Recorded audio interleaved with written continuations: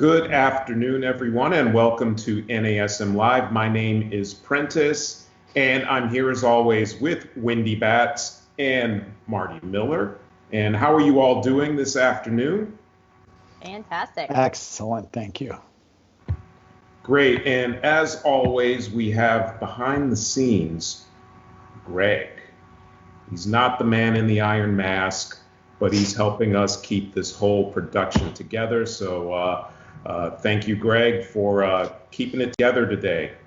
So what we're going to do in this webinar is I have my brilliant colleagues here, and we're going to talk about fitness myths, general fitness myths, some things that you've heard going around that are pervasive in the industry, been out there for many years. And we want to discuss and dispel some of these things so that you are better informed when you are working with your clients. And if we do have time, Wendy's going to cover such topics as, are stars just pinholes in the night? Is the moon made out of cheese? People want to know about these things, Wendy, so hopefully we get through this and have time for you to answer those questions at the end. Fantastic. I'm ready. Okay. If we can have Greg pull up our PowerPoint, we can walk you guys through some of the topics that we want to cover.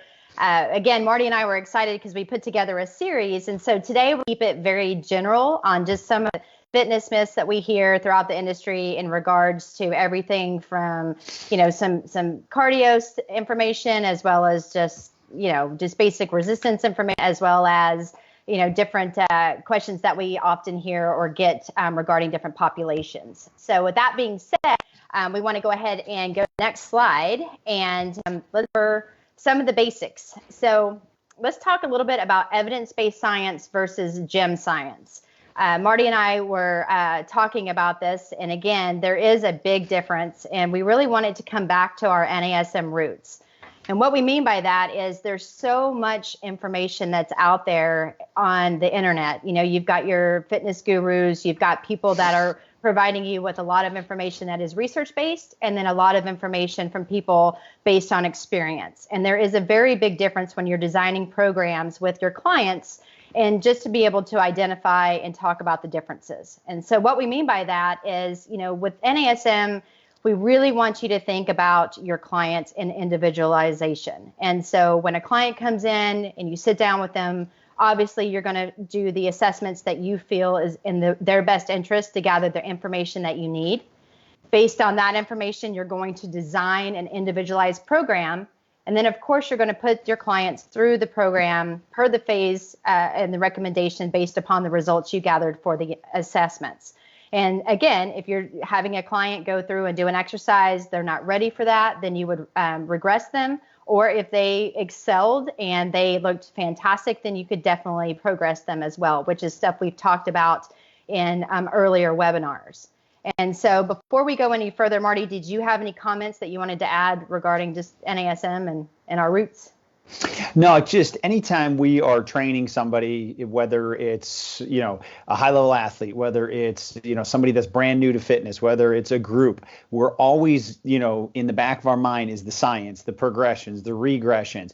We make it fun. We make it exciting. We bring in new tools, and we use, things like suspension training, kettlebells and medicine balls and speed ladders.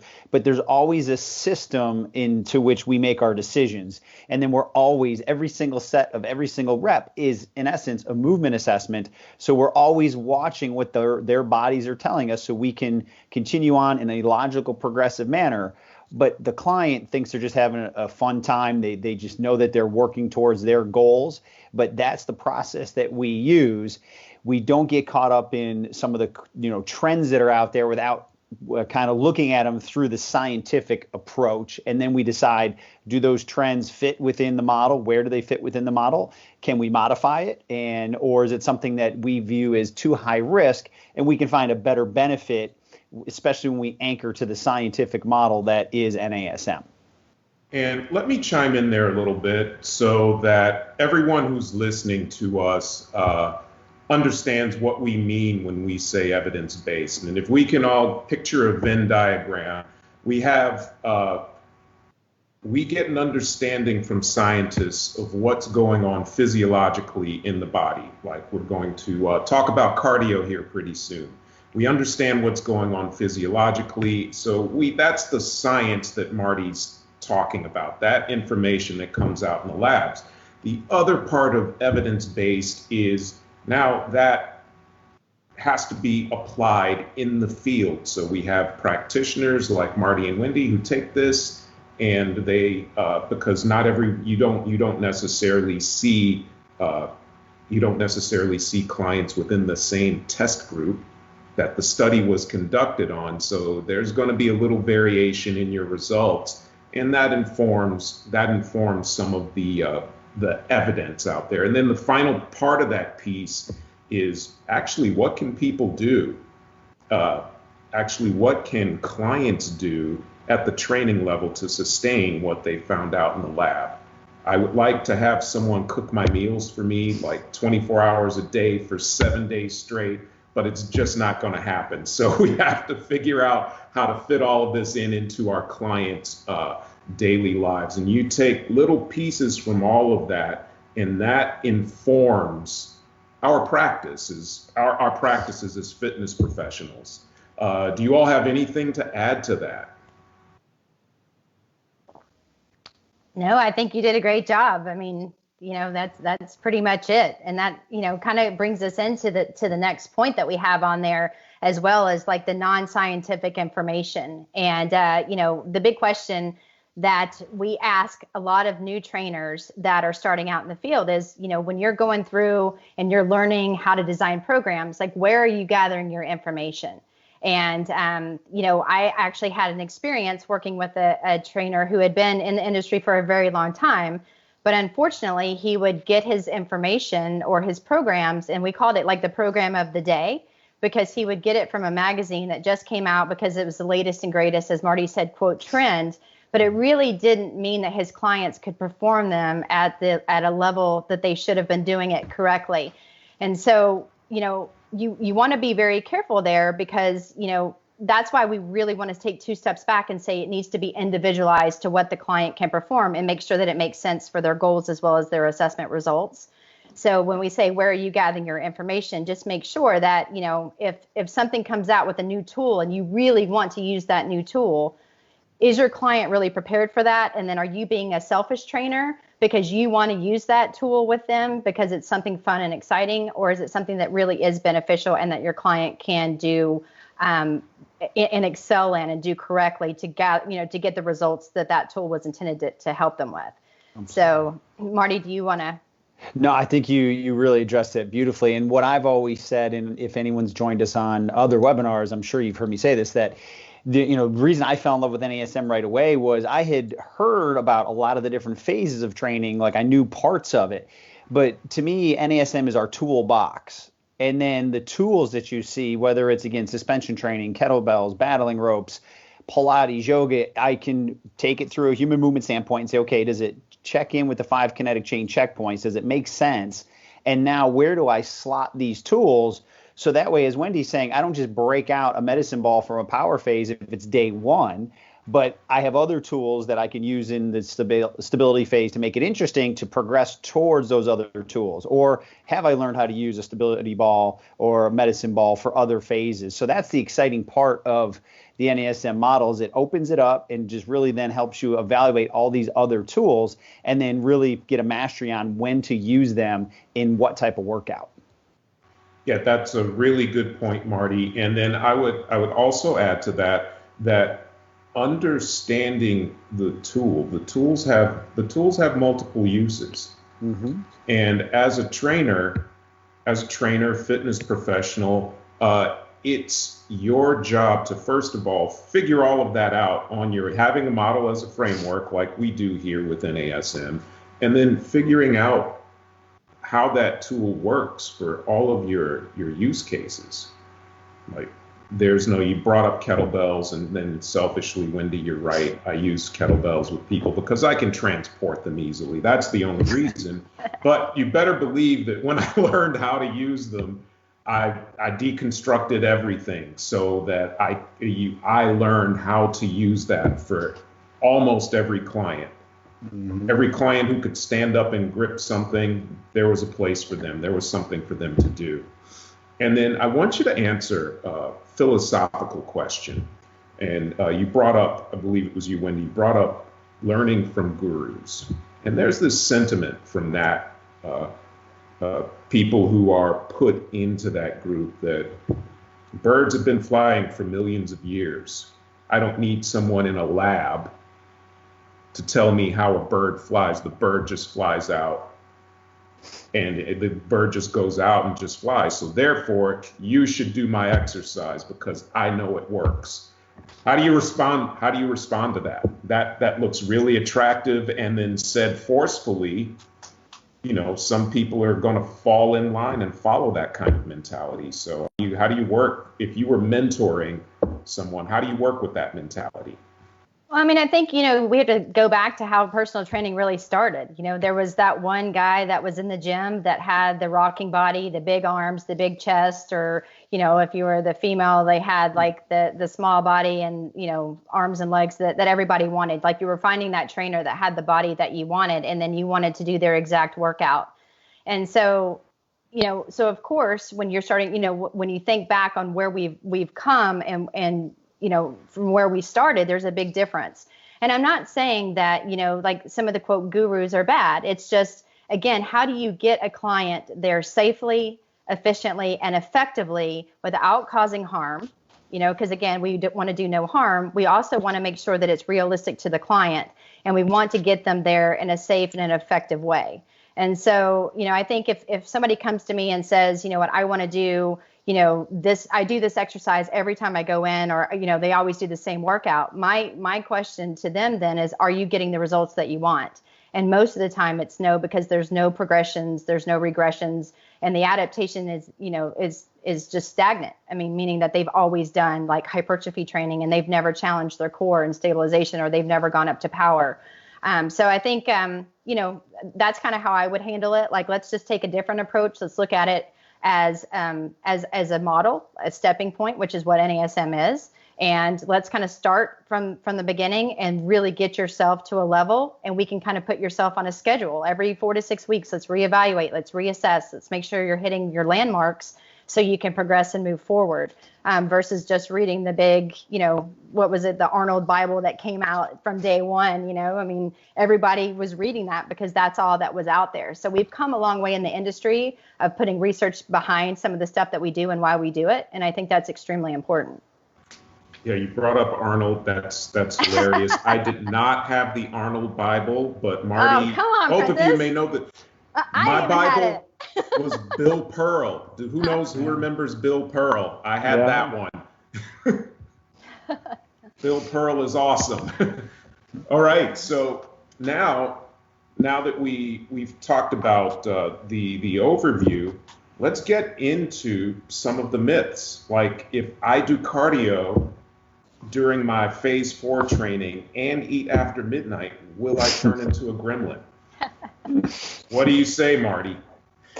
Well, you might. No, but so there's a lot of cardio myths. So Wendy and I just picked a couple that just were kind of, you know, top of mind, and, you know, there's going to be opportunity for you guys to ask questions, and then, you know, maybe we can even circle back on some of these later today, or at least maybe, you know, in the next weeks if we have the opportunity. So one of the ones that when we were deciding this, I was like, I've always heard this from day one is, you know, I need to do cardio before I warm up, you know, that's be the client talking to me. And I would always ask, okay, why? And, you know, they would be like, well, you need to warm up your muscles. Now, some of these things that, as we explain these, we're going to say it kind of jokingly. We're not always going to just stick to the science. But how I would speak to my client, I'm like, okay, so you're thinking if you go walk on a treadmill for 5 to 6 minutes, you're magically going to just, your muscles are going to be drastically warmer. And they're like, yes. And I'm like, well, you know, what's your temperature right now, do you think? And they're, you know, they're like, well, maybe hopefully around 98.6. I'm like, okay, have you ever had a fever? And they're like, yeah. I'm like, how do you feel? And they're like, horrible. I'm like, so do you think that magically by walking or running, core temperature is going to increase drastically? I'm not talking about minor, you know, 0.1, 0.2. And they're like, you know, and I go through the science of it. I was like, that's why you sweat. That's why we have homeostasis, that our muscles are warm at all time. Now, that doesn't mean that I should go immediately and do sprinting, because now we're looking at a different type of warm up from the central nervous system and firing rates and all that. So when we look at doing a cardio before warm up, it's not necessary. And that's why when you see the NASM model, that's not first. What's first is the things that are going to get people moving better, the proper foam rolling techniques, the proper stretching progressions. Then absolutely we can go do some traditional cardio, but we want to ensure that the person's moving well, because if they come in and let's say, they're sitting at a desk all day, or they had to drive to the gym, and or males, females, depending on what type of footwear they're wearing, have tight calves and forward postures and all these things that are more than likely going to happen. Well, what happens when we put them right on cardio to begin with anyways?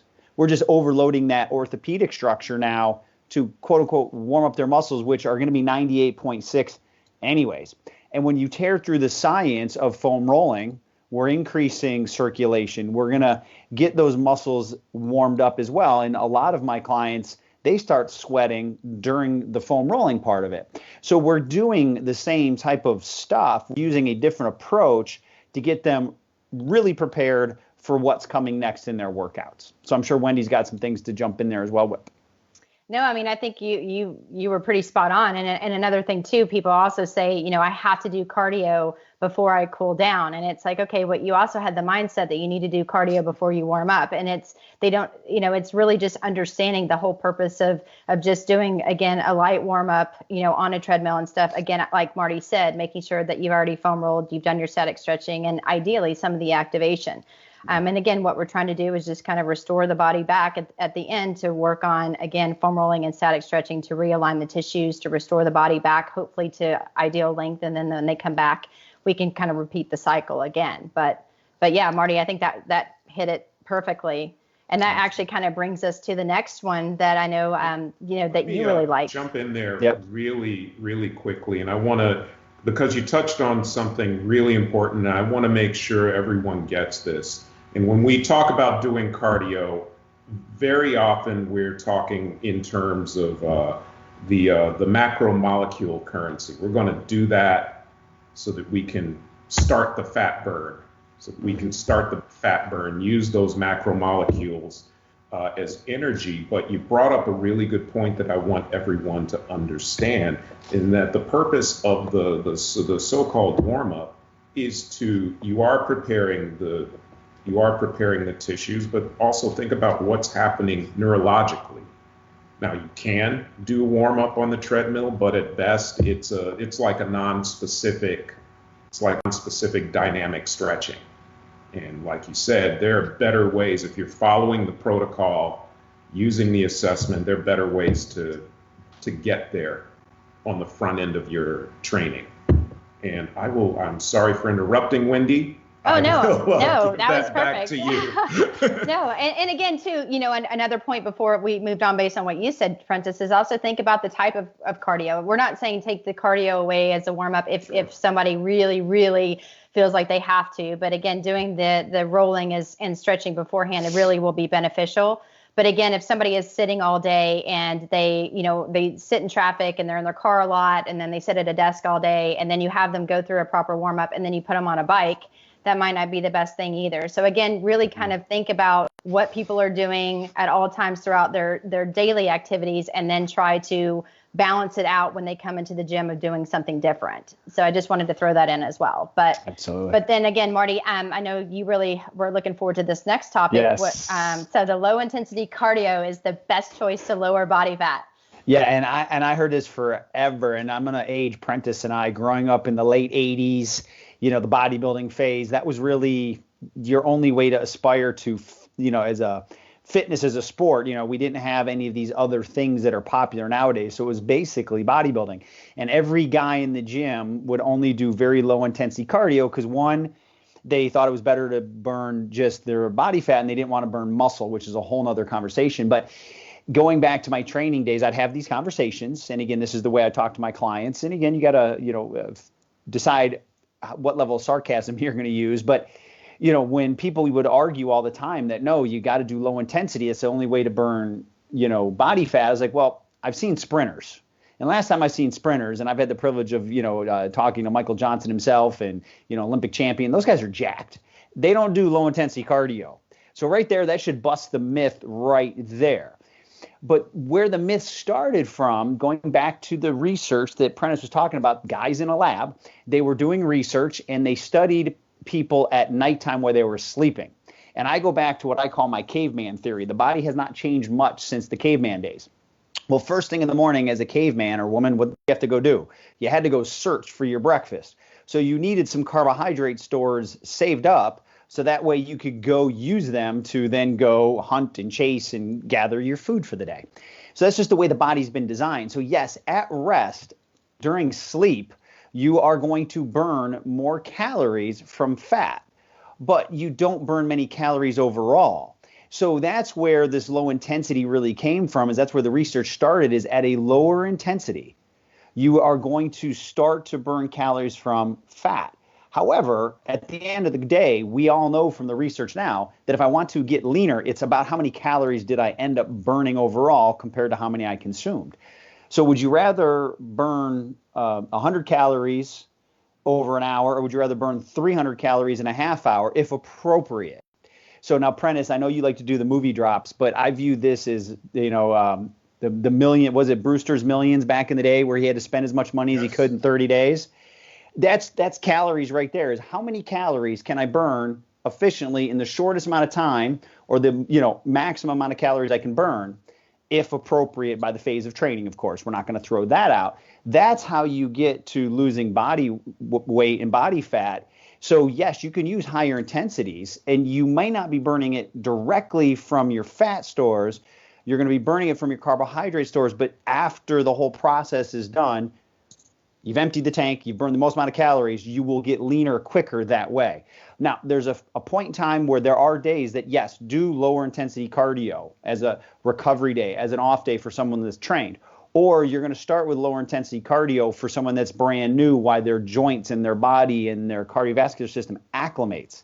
Not saying not to do it, just like anything else. Low intensity cardio is a tool. So is intermittent and moderate, as well as high intensity cardio. Use them as tools progressively in the right way. You'll get a lot of benefit from it, but just understand why you're doing it, and also where the research and science came from is because people at rest or sleeping burn the least amount of calories overall, but they're burning them from fat. Well done, Marty. Outstanding point. And also when we talk about that fat burn, remember it's an energy source, not just for directly related to exercise, but remember those total commercials. And again, I'm dating myself. Have a birthday coming up, so you probably are going to be able to backtrack and figure it out by all of the popular media references that I use. But to burn a pound of calories, you'll have to be on the treadmill for 5 hours. It's not that long, but think about you burn what, 300-400 calories in a bout of running on the treadmill. To get rid of that pound of fat's going to cost you about 3,600 if my math is right. But if you're following a well-rounded training program, you are going to use some of that fat because it takes energy to repair the system. And that's also something that's going to contribute to some of that fat loss that you're experiencing. And then that would then bring us to the last point. And you should avoid cardiovascular work when working to build muscle. Yeah. I like that little laugh there. So I kind of touched on that in the last one. If you look at world-class sprinters or elite athletes, they're sprinting all the time. And now it's just easier to explain now, and I'm happy that this has occurred. Back in the 80s and 90s, males really didn't want to do a lot of cardiovascular work unless they were an endurance athlete, and females a lot of times didn't want to do resistance training, right? They each had their own fear. This change over the last few years with high intensity training has really made males do more vascular work and females do more weight training. So each of us are now more well-rounded, which is fabulous, and you can see the physiques that you see in fitness.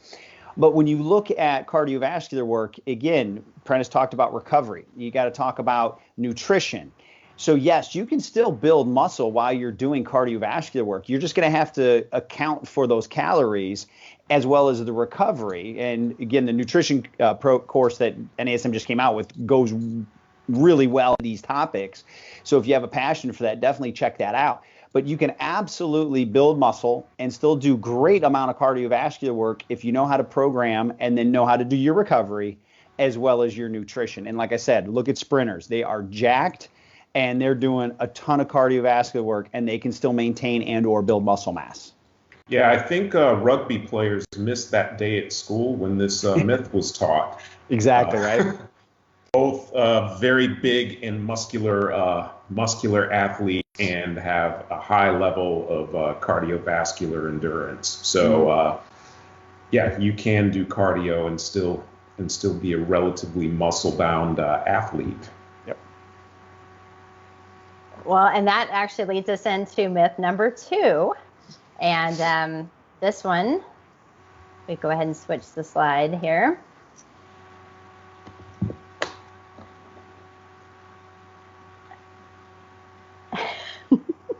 It's spinning. It's trying. It's trying. Oh, no. The computer is struggling, so I guess we can pick it up right here. So the myth is stretching. Oh, yes. Oh, yes. And at first I remember correctly was that if you do static stretching, then you like static stretching before you do any kind of intensity workout or training, that you're going to have injuries. And and the reason being, again, there is research showing that if you do static stretching and then you go something high intensity and believe that there could be potential for injury. So that is true. However, there is research that's more current and actually very positive that states if you follow a continuum that you actually have better results.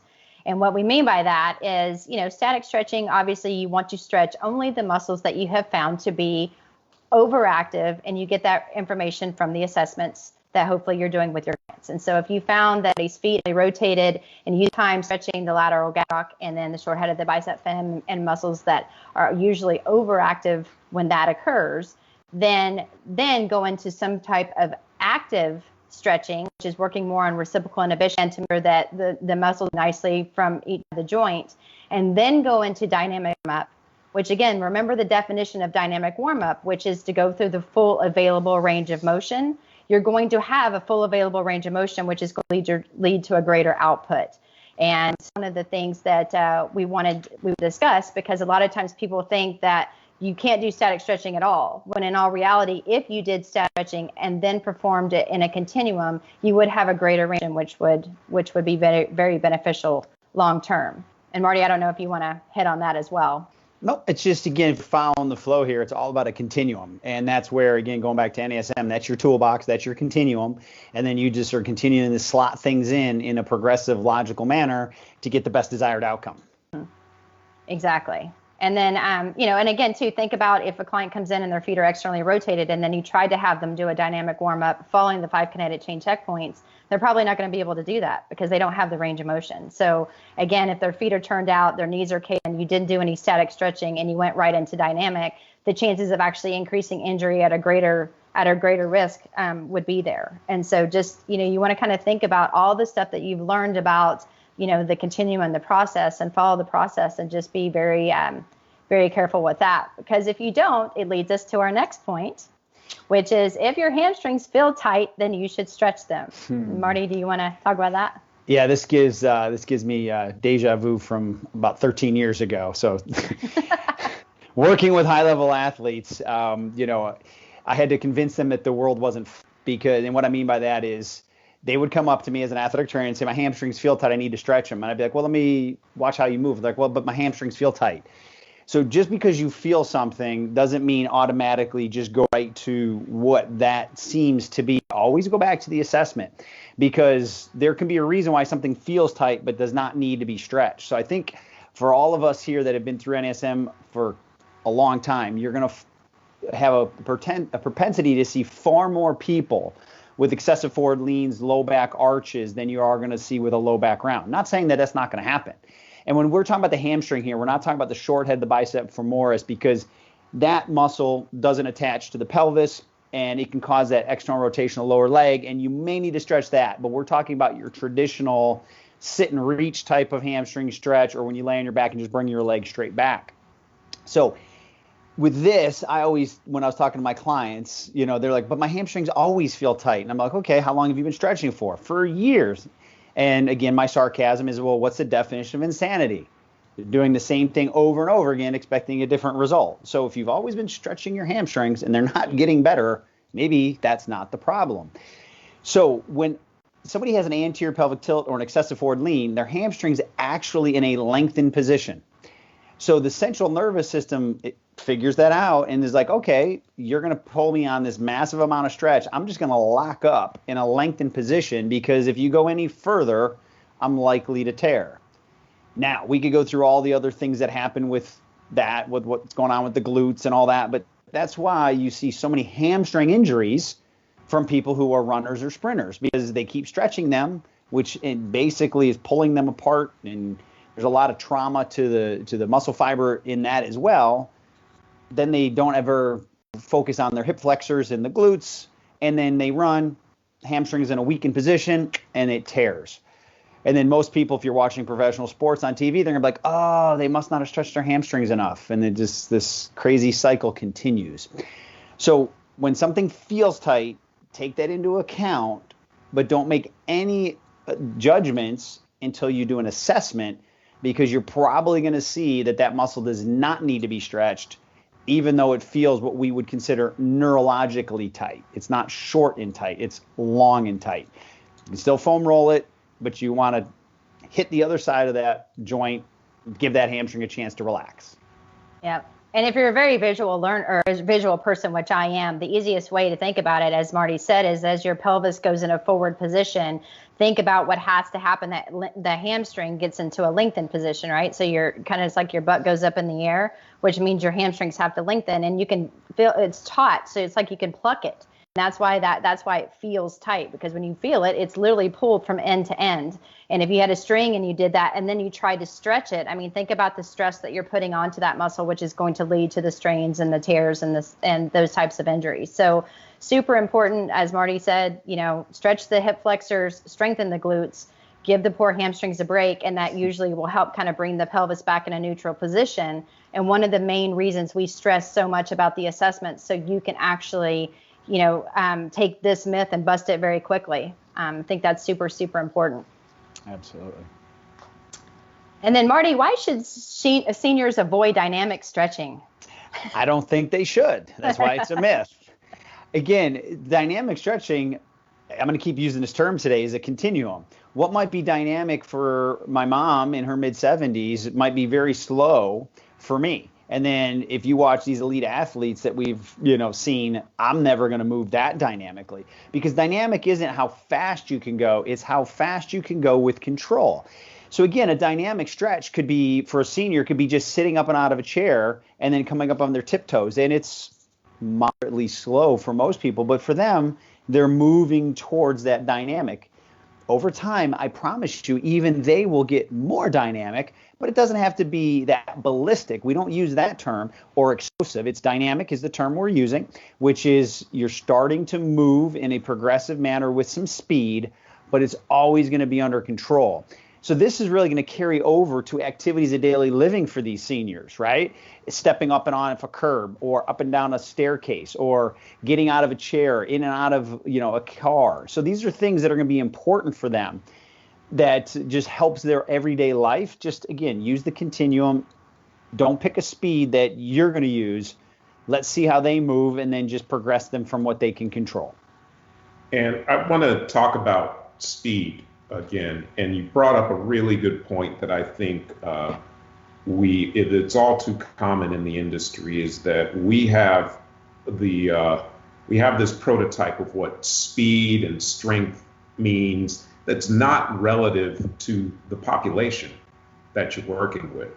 And that's why people swear off doing plyometric exercises, any so-called phase 4, phase 5 training, because they're rating that particular population against something that's completely unrelated.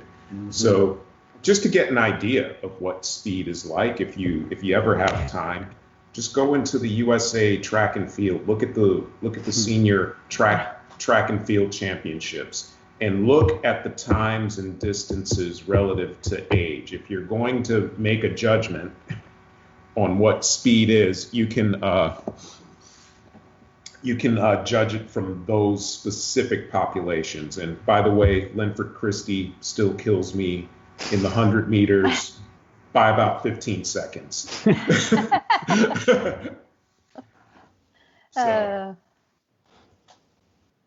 But it's very specific to the population. Yes. Absolutely. And then our last myth that we're going to cover, again, we are going to do this as a series. And so we're going to break up different types of exercises for upper body, lower body, core in the future. So again, we were just keeping it very general. So when we said like myth number 3 on resistance, we just picked some of the ones that we commonly hear again. And this is usually coming from a female, unfortunately. But if you lift heavy, it's going to make you bulky. And I can tell you that point number 1, as well as muscle weighs more than fat, they go together. And so when you look at the difference, again, if you have 1 pound of muscle and you have 1 pound of fat, then how much do you have of each? You have a pound. So if you have a pound of one thing and a pound of another, it's going to balance out. But what the difference is the density of the two. And as you can even see in the picture that we showed you and provided, the fat obviously is going to take up a lot more space than muscle. That's going to be obviously more dense. So Marty, I mean, you want to take that even deeper and go into some of the scientific fun stuff behind all this? Sure. So first of all, everyone's going to have their propensity to what their genetic code is, right? So bulky for each person, for muscle hypertrophy is on a scale, a spectrum. So yes, there are some females out there that you see doing these, these higher intensity workouts that have put on some muscle. But by and large, men who have a tremendous amount more testosterone in their body, which is the key hormone, and Prentiss, he and I can both attest to this. It's not always easy for us to add muscle mass, and we have the advantage of having testosterone.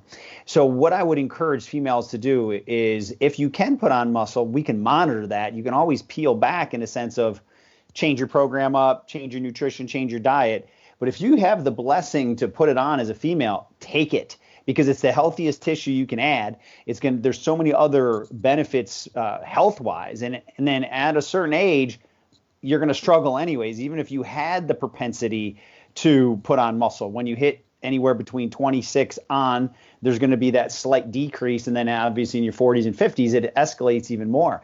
So it increases metabolism, all these other factors. So let's not be afraid of it. Let's just understand that for females, it's going to be even harder than males. And you can control it with adding cardiovascular work and or the nutrition as well. So there's ways that you can balance that out. But I would encourage you to add the muscle on first, and then if you feel that you've added too much muscle on, you can always change your program.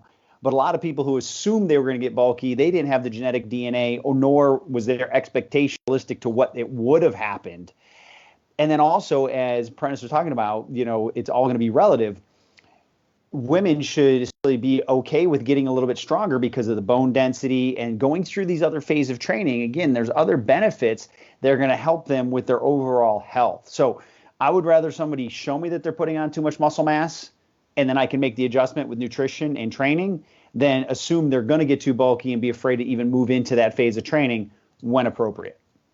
Yep. And then if you think about this too, as you get leaner, so you're actually, losing body fat and you're gaining muscle tissue, then you actually are going to be smaller. And I think that's the big key, is that when people say it makes me bulky, it's like, well, if you don't change your diet and then you start lifting like super, super heavy, then yeah, you may get bigger, but then why not lean yourself out? So again, I think that's when the programming is going to be very important as a trainer, that you sit down with your client, find out what is their body fat, what do they want it to be, and then also too, think about looking at the OPT model, start in the stabilization phase. If you're doing 12 to 20 repetitions, you're not lifting a lot of weight. So you're probably not going to put on this huge amount of mass. And the same thing, even when you get to phase 2, it is a superset. You are increasing the amount of weight you're lifting, but it's still at a pretty high rep count. I mean, you are maybe going to gain a little bit of size, but I think, it's just the mindset of understanding that it's okay to look lean and mean, if you will, versus, trying to be, and I hate to word it this way, but like a skinny fat, because you could be super, super thin with no muscle mass. But again, there's a lot of health benefits if you do have muscle on you and you lift heavy. And to your point, Wendy, a lot of people, the only thing they judge for overall health is the scale. So if somebody, let's use female, wants to get down to 120, but yet they're at 124, they might be like, oh my God, I need to lose 4 pounds. But if you look at that picture, the 124, you may look so much thinner than, you know what I mean, because you've got muscle and the density is so compact because it's muscle. That's where they get confused with the scale number. And that's not always, or generally not even, a good indicator, because that's not really telling the story. It's how do I feel? How do I fit in certain clothes? What looks good for me? So if we can get sometimes people away from the scale only and get into body fat and all these other things, then we can maybe pick a better target on a scale. But the scale alone, people can really get confused and get frustrated when they are actually looking lighter, but yet they're carrying 4 pounds more of muscle than what they thought. And another, sorry, I keep going back to this too, Marty and I, we could tag team this all day, but as a trainer, if you do have a client that this is a big fear, I think it's super, super important in the very beginning to include the circumference measurements, assessments. So therefore you can see that they are getting smaller if they're saying that all of a sudden they feel like they're getting bulkier because they're actually, gaining muscle. So again, as Marty said, the scale shouldn't be the key factor to a client, but if you can actually use the measurements to show them that they are getting leaner in certain areas and altogether they are looking hopefully the way that they want to look, that could just be a very big, big numbers to have that could really decrease the stress of a client that feels like they're gaining weight. Mm-hmm. So, Marty, can you isolate a muscle? Well, we're going to talk about more of the fitness myth of this, not we're going to talk about corrective exercise. In corrective exercise, can we try to target a particular muscle? Yes. But when we look at resistance training, especially when we get into phases, 2 and on, people are like, oh, I'm going to go do a bicep isolation exercise. So, back in the day, Prentiss and I, how many concentration curls did we do every Friday, Prentiss? That was like our finisher, right? Because you got to isolate the bicep and do the peak. So last time I checked, something's holding the weight, right? So yes, my forearm's working. We're focused on it being a concentrated bicep curl, but also what's preventing me from falling forward? There has to be something in my back, keeping my shoulder in place, whether it's good form or bad form. So there's always going to be other muscles working. So really, I always tend to say I'm training movements. That's an elbow flexion movement. It's not just a bicep exercise. Doesn't mean I wouldn't speak to my client that way because that's the terminology they understand.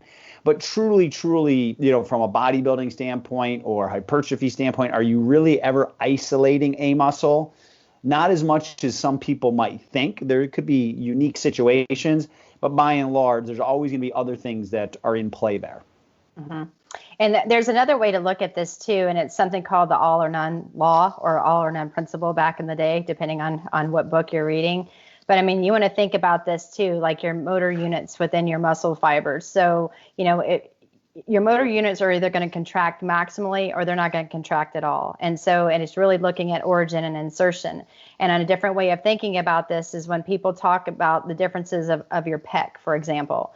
There is some differences between like your upper pec and lower pec. And if you do an incline press versus a regular press or even a decline, there is going to be some focus on different areas. However, the other portions are still going to be working, just not maximally based on the direction of the pull, if you will. But you can't really train inner pec versus outer pec. And that's why that all or none comes. Because again, origin and insertion, if you're doing the actual exercise, you can't just target the center part of the actual muscle. It all either contracts or it doesn't contract at all. So again, don't really think that if you go into a chest press and you supinate at the very end and you do all this and extra squeeze that you're going to focus more on your inner pec, because that's not the case. So I just wanted to also throw that in there too, depending on when you're thinking about isolating a muscle, it could go two different ways. Like how Marty said, there are more muscles and synergists and other key factors like core that's playing a part in positioning. But then also when you're actually executing the exercise, you want to think of it a little bit differently as well. And Wendy, do you mind going over, just for clarity's sake, because I know what you're speaking about, like upper pec, lower pec, inner pec, that we have a pec major, pec minor, but if you can maybe expand on that a little bit, because that's another myth, like, oh, there's an upper pec or lower pec. Well, you can take it. I mean, it's a fan shape, but I think that's where you're going with it. I just want to make sure I'm going to answer your question correctly, but go ahead. Sure. So, I mean, people, when they do incline back in the day, they did it because they thought they were training their upper pec. There is no muscle called the upper pec. It's a pec major. Now, as Wendy's explaining perfectly, you may feel it more, but the muscle fibers that are fire from origin to insertion, and you will feel it differently, but there's not a separate muscle there to target, or like a lower pec to do decline. Variation is good, and Wendy and I will cover some variations that are great when we get to body parts and some that might be higher risk from an orthopedic standpoint. But just from a clarity standpoint, you have a pec major, pec minor. There is none of these other muscles that people in the gym will say, oh, I'm going to go do incline to train my upper pec. It doesn't exist. It's just, the muscle fibers are going to feel a little differently because of the body positioning, and that's perfectly okay. Mm-hmm. Yeah, absolutely. And with any exercise, actually, you can, if that muscle inserts into one tendon, well, and like you said, that's all you got. It's moving from origin to insertion. That's all you got. But definitely you can get stronger at different leverages. Mm-hmm. So you may not feel as strong doing like a decline push-up, as you may not feel as strong as you would doing a push-up in a standard position. But yeah, you're not training different portions of the muscle. Correct. And then the last one, spot training. This one's also one of my favorites. You got it. Go for it. So, oftentimes, you'll hear people come in and say, you know what, I really want to work on my love handles, or I want to work on my outer thighs because I've got thunder thighs and stuff like that. And unfortunately, that's not how that works. So you can do certain exercises all day long, and yes, you may be strengthening the muscles that are underneath that, but what you're seeing is actually fat. And so, again, you can't just target fat tissue and stuff in one particular area. It's going to be, something that's going to happen throughout your body. And unfortunately, a lot of that's on genetics. And, certain people will lose body fat in their arms faster than others, or their midsection faster than others, or in their legs faster than others, or of course the glute area. So unfortunately, you can do exercises all you want, and you can strengthen the muscles underneath the fat, but you cannot specifically lose body fat in one centralized area. It will happen throughout. You got to pick the right parents, basically. Exactly. Pretty much. And Marty, I don't know if you want to add any more to that, but. No, I would always joke that spot reduces, that's out of my realm. That's called plastic surgery. And, I will get you in the best shape possible, and the better shape we get in, and you can go through all the different physiological benefits. You're going to give your best chance at the best looking version of you. But my goal is to get you in the best physical shape from a conditioning standpoint, and cosmetics take over from there. And then we got the nutrition, of course. But I never tell a client I can promise them cosmetics. I promise them improved performance throughout a fitness model. And that's what I guarantee I can do if they participate and work hard and do the homework that I ask them to do, whether it's corrective, whether it's focusing in on their nutrition, whether it's extra cardiovascular work. Then they have the best chance. But the models are going to work to get them in the best physical conditioning and then genetics, and then a lot of work on the nutrition will give them their best chance at cosmetics. Okay, so it looks like we have backed up to the hour. I'm sorry, Wendy, you are not going to have the opportunity to explain astrophysics to us today. Come on, Prentiss, I got you. Don't worry, I will save it for the next time. But since I'm talking to you right now, Wendy, what are your big takeaways for the day? I think the big takeaways is really think about, just be very secure in using the model. I mean, get to know your clients, do a proper assessment, follow the model, utilizing the phases of training, and they're going to see or get to specific adaptations based on the phase of training that you're putting them in. Just trust the science behind it. Again, bring in tools, bring in fun things that you want to, as long as it makes sense, the client can perform it safely, and it's not about you. It's about what's in the best interest of the client. I think that's really kind of the big thing. And just because something was printed or just because you read something, really find out the research behind whatever was printed to see if it really does make sense, because there is some really good research out there, and then there's some opinionated stuff that may not really kind of may cause some confusion. So again, if you have any questions or you want Marty and I to go into detail, you can feel free to contact us. My contact information is wendy.bats@nasm.org, or you can find me on Instagram at wendy.bats13. And of course, I'm always happy to help the best way I can. Okay, thank you. And thank you as always for joining us today, Wendy. And Marty, what are your big takeaways for today? So, everything Wendy said, absolutely spot on. I agree, that's why we've been doing this for so long. And then the only thing I would say is, I'm out there looking to see what people are doing on social media and all that. When I see an exercise or whatever people are doing, whether I like it or not, I just filter it through, well, what could I do to make that better? I like where they're heading with that, but I just filter it back through the model, because sometimes I get like, I hadn't thought about doing a lunge that way, but I'm going to tweak it here, here, here, and it goes into this phase of training. I don't just randomly do it for every single person on Monday because I saw someone do another version of a lunge. Does it match up with the 5 kinetic chain checkpoints?